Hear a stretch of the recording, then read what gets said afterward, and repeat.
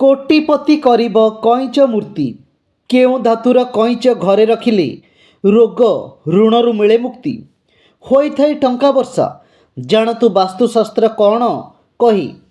वास्तुशास्त्र रे एपरि अनेक उपाय कुहाଯାଇଛି जहाकु करिबा द्वारा आपणक जीवनर दिग एवं दशा परिवर्तन हो जाए। वास्तुरे एपरि अनेक जिनस मध्य अछि जहाकु घरे रखिबा उचित बोली कुहाଯାଏ। एथिमध्यरु गोटिए हेउची धातु कईच। तथापि एहाकु घरे रखिबा पाई किछि नियम अछि। एपरि परिस्थिति रे आज आमे आपणकु केउ धातु कईच घरे रखिबा उचित से विषय रे सूचना देबु। घरे जीवंत कईच रखिएब कि नाही। धार्मिक एवं वास्तु नियम अनुसार घरे जीवंत कईच रखिबा शुभ, किंतु धार्मिक मत अनुसार प्रत्येक प्राणी स्वाधीन एवं काहाकू बंधन रे बांधी जीवन रे सुख पाई परिबे नाही। एहा सहित वास्तुशास्त्र अनुसार घरे एक जीवंत कईच रखिबा द्वारा नकारात्मक आसी थाए।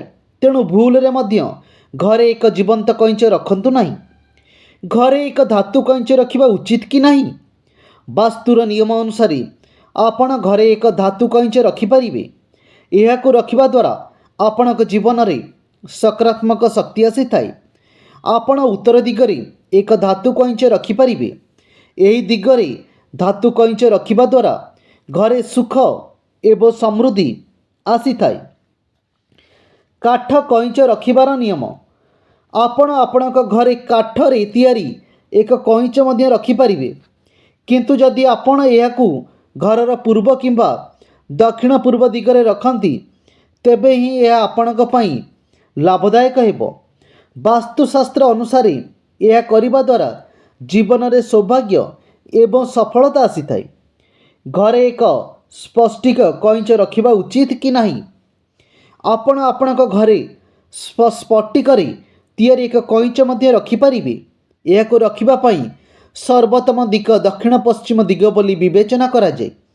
एक स्पष्टिक कईच आपणकू प्रगति एवं ख्याति आनिबारे बोली कुहाଯାଏ। आमे घरे काच कईच रखिपारिबा कि नाही।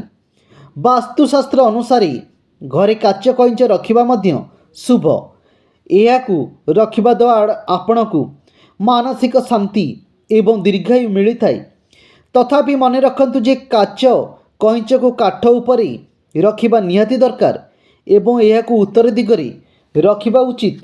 एहा थिला कोटिपति करिब कईच मूर्ति। कईच केउ कईच रखिबे, केउ दिगरे रखिबे, केउथिरे रखिबे, एहा थिला उपाय।